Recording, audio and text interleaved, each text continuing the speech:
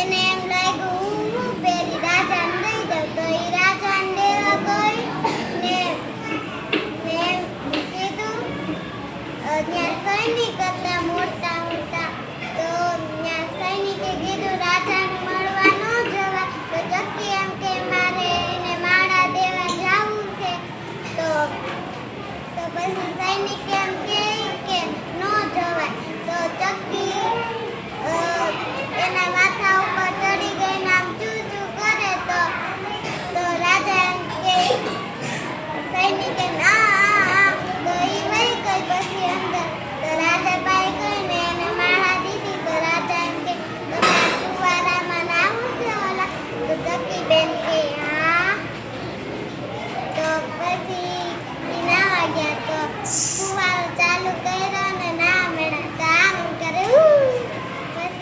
પછી દાડમના દાણા કાઢા, પછી ખુરશી ઉપર બેઠા, રાજાના ખોળામાં બેઠા, અને રાજા તો એને આમ હાથ ફેરવે મસ્ત ના. અરે વાહ. ચક્કી બેન એમ કે હવે જાઓ ઘરે, હું બીજી વાર આવી, તો રાજા બેન એમ કે તમારે આવવું હોય ને તો આવજો ગમે ત્યારે, તો ચક્કી બેનને પોપટભાઈ મળ્યા ને કુકડાભાઈ, તો પોપટભાઈ એમ કે ચક્કી બેન તમે ક્યાં જાવ છો, તો ચક્કી બેન એમ કે હું રાજાના ઘરે જાઉં છું, તો પછી કુકડાભાઈ મળ્યા, તો એમ કીધું ચક્કી બેન તમે ક્યાં જાવ છો, તો રાજાના ઘરે જાવાજી, દાણા ખાવાજી,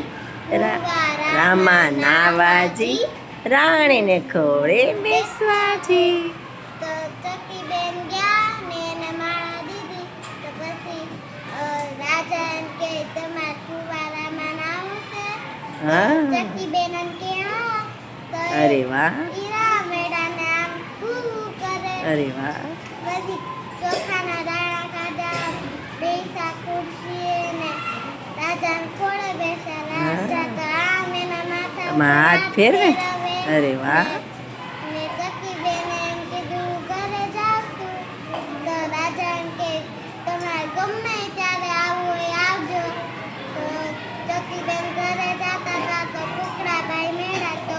ચક્કી બેન એમ કે તમારે હવે હું જાઉં ને તો તમારે આવવું હોય ને તો આવજો, કુકડાભાઈ એમ કે હું ન જાઉં રાજા, મને બીક લાગે,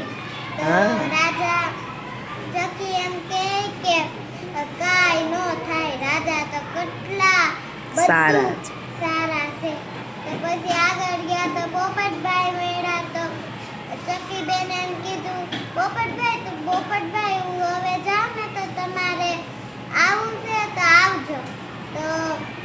ચક્કી બેન એમ કે રાજા તો કેટલા સારા છે, તો પોપટભાઈ કે ના રે ના મન તો બહુ બીક લાગે, વાર્તા થઈ પૂરી. સરસ, ખૂબ સરસ વાર્તા કરી. જો અરે વાહ.